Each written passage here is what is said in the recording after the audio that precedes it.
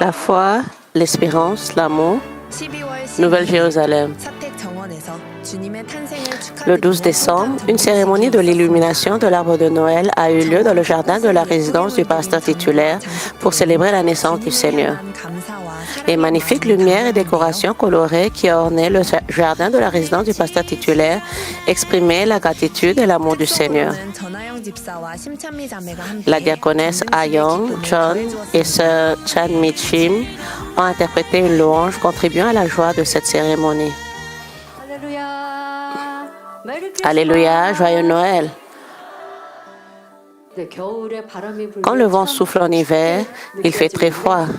Mais l'amour de Dieu le Père nous chérit et nous protège tellement qu'il nous offre une douce température.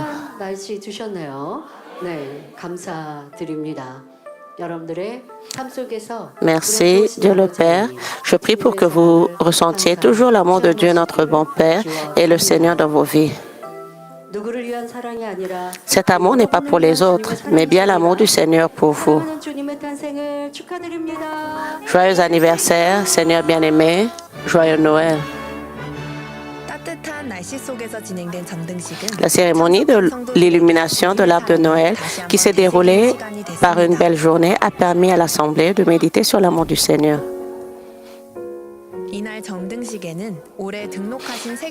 De nouveaux membres et ceux qui les ont évangélisés ont assisté à la cérémonie et ont partagé avec enthousiasme l'amour du Seigneur autour d'un rafraîchissement offert par le pasteur titulaire.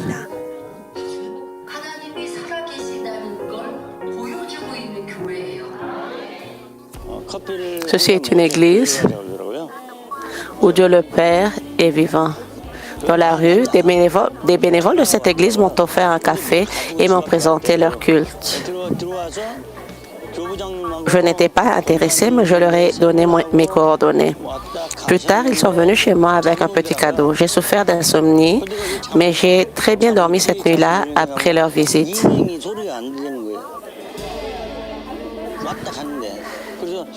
Plus étonnamment, les acouphènes dont je souffrais depuis toujours ont disparu. Après leur visite, j'ai bien dormi et mes acouphènes ont disparu. J'en ai parlé à un ami qui m'a dit qu'il semblait y avoir quelque chose de bien dans cette église. Après cela, j'ai commencé à venir dans cette église et j'ai emmené ma sœur aînée. Puis j'ai fait l'évangélisation auprès d'un couple handicapé et j'ai décidé d'aller à l'église avec eux. Depuis ce jour, la douleur à mon genou a disparu. La semaine dernière, j'ai accompagné ce couple en fauteuil roulant. Rien n'est gratuit devant Dieu.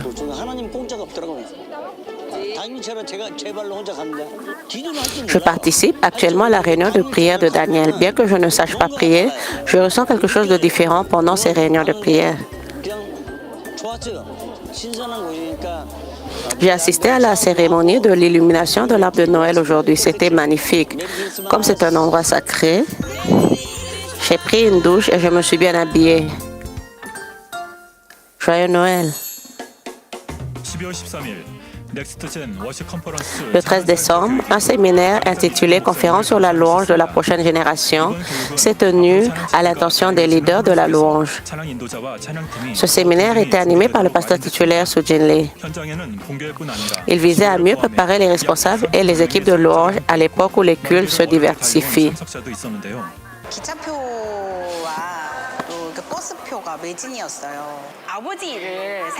Les billets de train et de bus étaient tous vendus. J'avais très envie d'assister à cette conférence. Pensant à l'œuvre du royaume de Dieu, Père, je me suis dit que je trouverais un moyen d'y aller. J'ai donc finalement pris un billet debout et suis monté dans le train.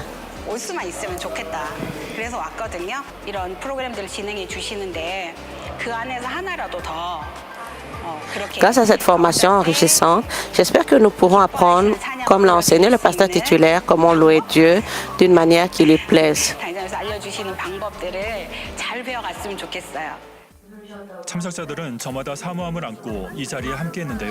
Dans la première partie de la session de formation, le pasteur titulaire a passé en revue l'attitude et l'objectif fondamentaux du ministère d'adoration et expliqué les aspects spirituels réellement nécessaires dans le domaine du ministère.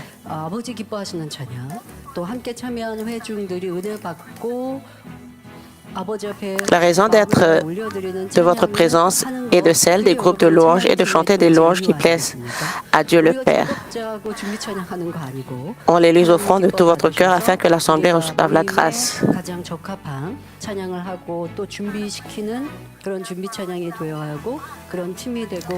Il ne s'agit pas de louanges que nous préparons pour nous divertir, mais de louanges au Seigneur.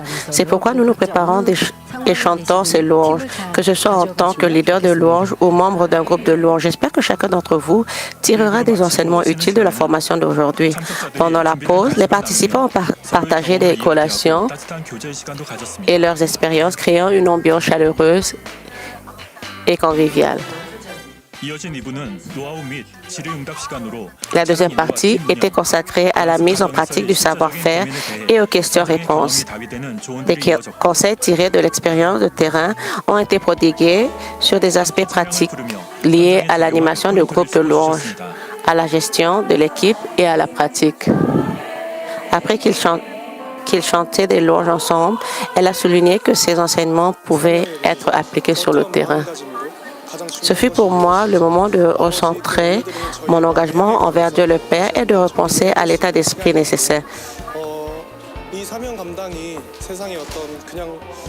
Cela est devenu une opportunité pour moi de m'investir davantage à l'avenir, car je garde à l'esprit que cette mission est précieuse et incomparable au simple fait de chanter dans le monde.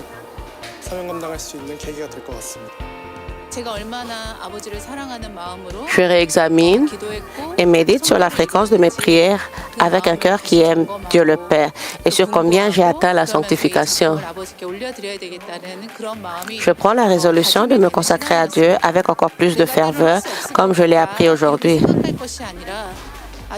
Au lieu de me dire que je n'y arriverai pas, je m'efforcerai de danser avec plus de beauté, dans l'intention de plaire à Dieu le Père avec une foi renouvelée.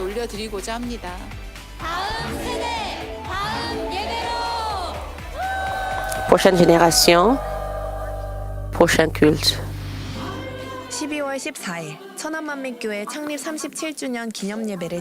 Le 14 décembre, nous avons célébré un culte pour commémorer le 37e anniversaire de la fondation de l'église de Manmin de Cheonan.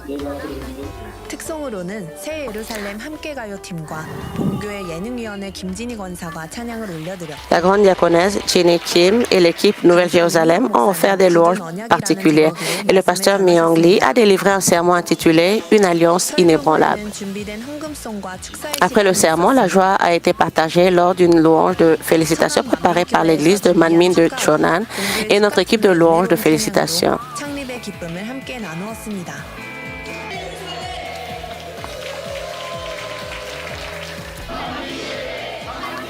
Félicitations pour le 37e anniversaire de la fondation de l'église de Manmin de Cheonan. Alléluia. Les nouvelles hebdomadaires de l'église de Manmin.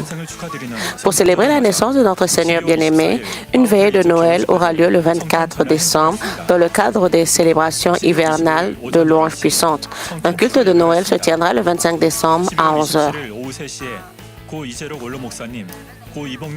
Le 27 décembre à 15h, une cérémonie commémorative sera organisée en l'honneur du regretté pasteur émérite Gerald Lee et de la regrettée directrice du centre de prière de l'église de Manmin, Madame Boknim Lee.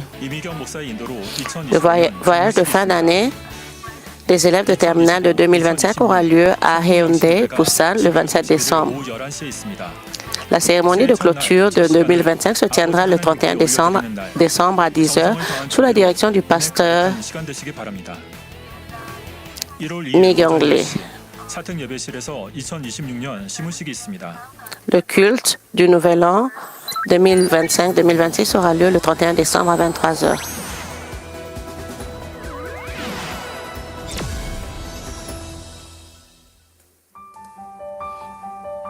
Il y a 2 ans, le diacre Hee Chol-ko a partagé dans le magazine le témoignage d'un agriculteur dont les récoltes avaient été bénies. Les cultures qui poussaient sur environ 1000 mètres carrés de terrain loué atteignaient une hauteur bien supérieure aux genoux, offrant une récolte abondante. Aujourd'hui, alors qu'il se prépare pour l'hiver après la récolte, il est encore plus comblé qu'il y a 2 ans. Il est devenu propriétaire d'un terrain de 2000 mètres carrés. Même les années de mauvaise récolte à l'échelle nationale, ce terrain produit chaque année davantage portant les fruits de la gratitude. 농사보다 더 큰 감사의 이야기가 이어지고 있다는 고희철 집사를 만나보겠습니다. Aujourd'hui, nous allons rencontrer le diacre Hee-Chol Ko, dont l'histoire de gratitude dépasse même le cadre de l'agriculture. Le Seigneur qui nous aide à lever les bras en signe de gratitude, à surmonter nos douleurs aux épaules. Le diacre Hee-Chol Ko n'a pas eu une expérience passionnée dès le début, mais il a commencé à assister au culte en suivant sa femme. À la demande de ma femme, j'ai assisté à la célébration du 27e anniversaire de l'église de Manmin. Je ne m'étais jamais intéressée à l'église auparavant, mais après y avoir assisté, j'ai tellement aimé que j'y vais régulièrement depuis. À l'époque, je gérais une entreprise à Hongcheon.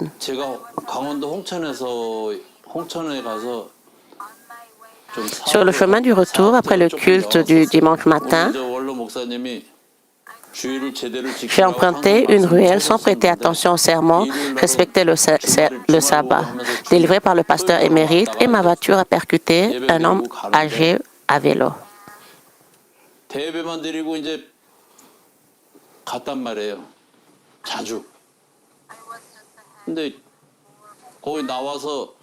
J'allais vers Hongcheon pour aller visiter mon entreprise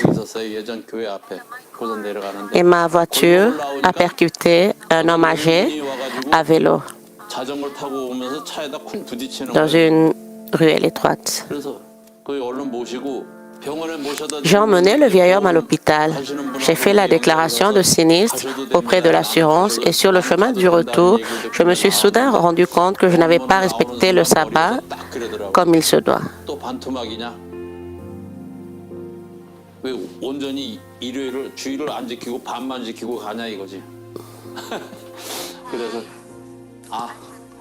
J'aurais dû garder le sabbat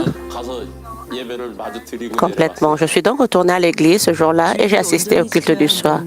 Depuis ce jour, où il a profondément gravé dans son cœur les paroles qu'il devait observer le sabbat, et maintenant il dit, tout est grâce. Le pasteur émérite disait toujours que tout ce que nous vivons est une grâce divine, et il a raison.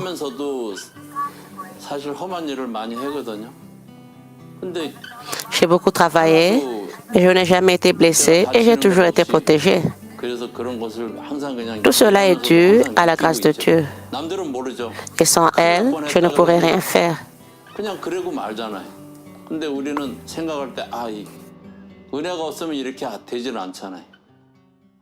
은혜와 감사로 신앙생활하던 고희철 집사. Le diable Hee-Chol Ko, reconnaissant pour sa vie de foi, souffre de douleurs à l'épaule de plus en plus intenses en raison du poids de son travail à un âge avancé. Avant, je travaillais avec un très gros marteau et je le tapais fort.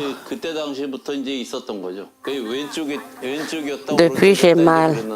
J'avais très mal aux 2 épaules, mais comme j'utilisais la gauche, la douleur était bien plus intense.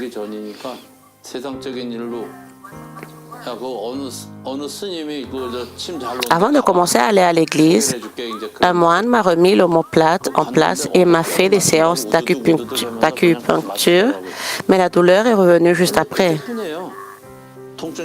Avec le temps, la douleur s'intensifia et je devais prendre des médicaments ou boire de l'alcool pour ressentir moins de douleur. Avec le temps, la douleur s'intensifia et en 2023, elle lui gâchait la vie. Il ne pouvait même plus s'habiller et ses bras étaient incapables de se lever comme il le souhaitait. J'ai ressenti une douleur à l'épaule droite et mon bras ne pouvait plus se lever. Je ne pouvais ni le lever d'un côté ni de l'autre. Il y avait des jours où il avait du mal à manger un seul repas tout seul. Il avait du mal à lever les bras, alors j'ai dû l'aider à se doucher.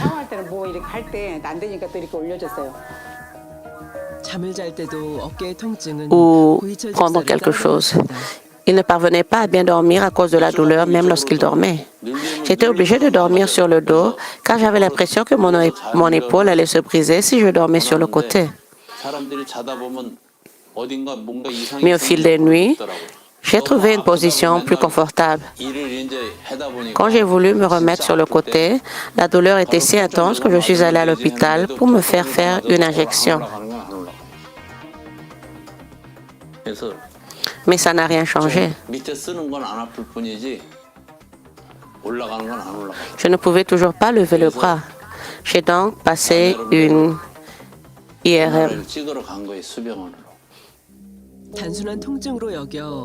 Il pensait qu'il s'agissait d'une simple douleur et l'a supporté en prenant des analgésiques. Mais comme des symptômes s'aggravaient, il a fini par se rendre à l'hôpital pour un examen approfondi. Le médecin était stupéfait et m'a demandé comment je pouvais travailler dans un tel état. Il m'a ensuite qualifié de coréen à la volonté de faire. Mon tendon de l'épaule était presque sectionné. Les résultats des examens étaient bien plus graves qu'il ne l'avait imaginé. Le diagnostic était une rupture massive de la coiffe des rotateurs avec 3 des 4 tendons permettant les mouvements de l'épaule presque complètement déchirés. Un diagnostic médical fut posé. Une intervention chirurgicale est nécessaire. Le médecin a dit que même avec une opération, il n'y avait que 30% de chances de guérison et qu'il allait étudier la possibilité d'une intervention chirurgicale utilisant mon tendon de réserve.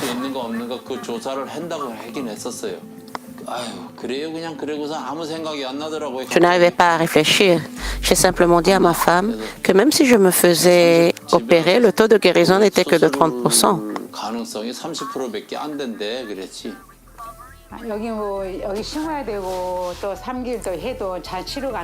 En entendant cela,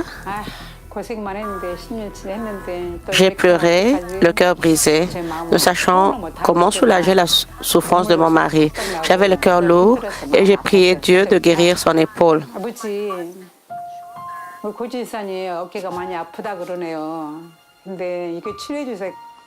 아내의 마음은 누구보다 아팠습니다. 그러나 부부가 할 수 있는 것은 하나. Sa femme souffrait plus que quiconque, mais il y avait une chose que le couple pouvait faire, prier Dieu et accomplir de bonnes actions. Ma vie a toujours été ainsi. Le matin, avant de prendre le volant, je reçois la prière pour les conducteurs. Et une fois ma journée de travail terminée, je dis « Merci Dieu le Père pour aujourd'hui ». Le dimanche, je m'investis au maximum dans le bénévolat et j'ai toujours vécu de cette façon. Bien que son épaule lui fasse mal, le diacre Hicholko était toujours celui qui pensait en premier. Que puis-je faire de plus?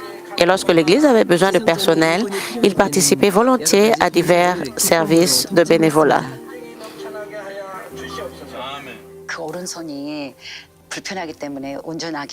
Malgré sa douleur à l'épaule, il conduisait de la main gauche, s'arrêtant à chaque maison pour amener les fidèles à l'église.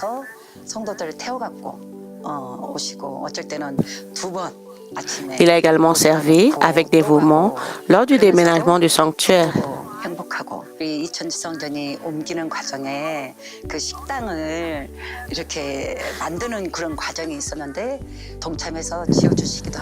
Il a aménagé un local de rangement pour les objets et, sans jamais dire « je suis malade », il était toujours présent quand on avait besoin de lui.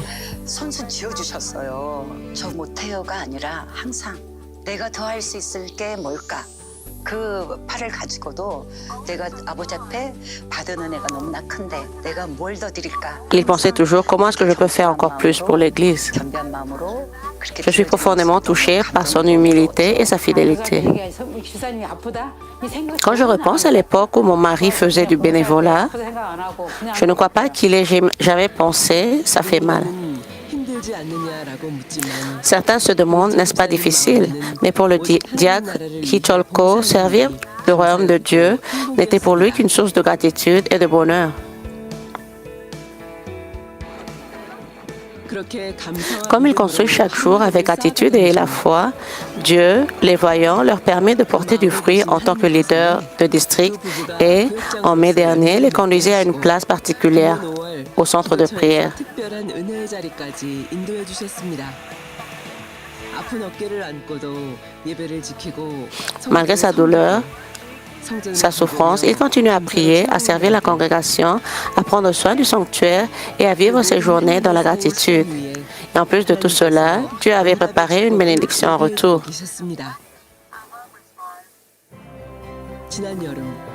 Lors de la réunion de guérison divine de la retraite d'été, le diacre Hicholko fait l'expérience d'une grâce particulière. Quand j'ai reçu la prière pour les malades, j'ai soudain ressenti comme un courant électrique me parcourir tout le corps. C'est même arrivé 3 fois.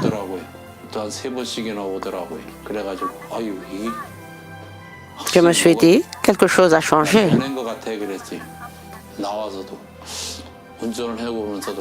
Ensuite, alors que je conduisais, j'ai dit, ça va aller. Et ma femme a répondu, oh, tu es guéri.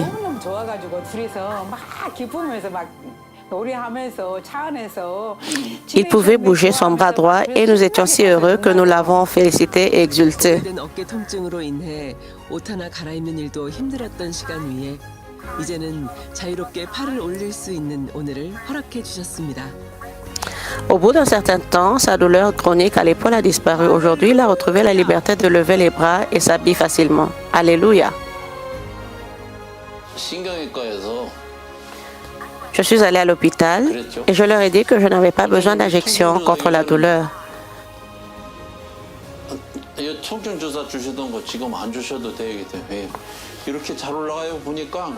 Alors j'ai bougé mon bras et le médecin a dit, oh, c'est vrai.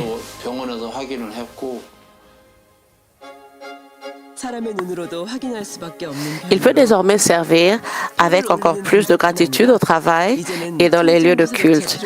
Alors il peut utiliser son bras sans injection antidouleur.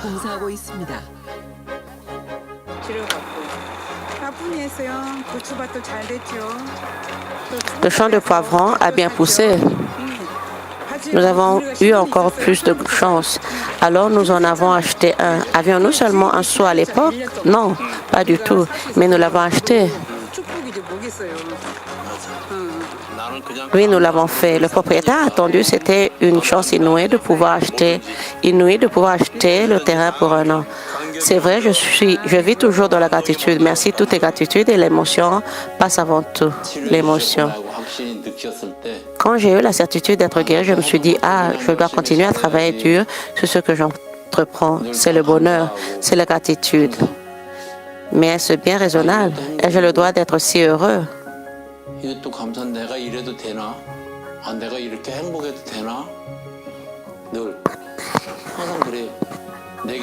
Je me souviens toujours de ces paroles. Je puis tout par celui qui me fortifie. Je puis tout par celui qui me fortifie. Dans Philippiens 4:13.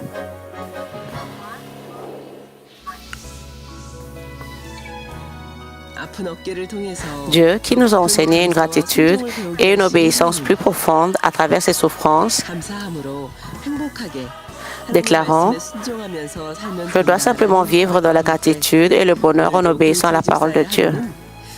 Le diacre Hicholko puise une force nouvelle dans le Seigneur qui nous fortifie.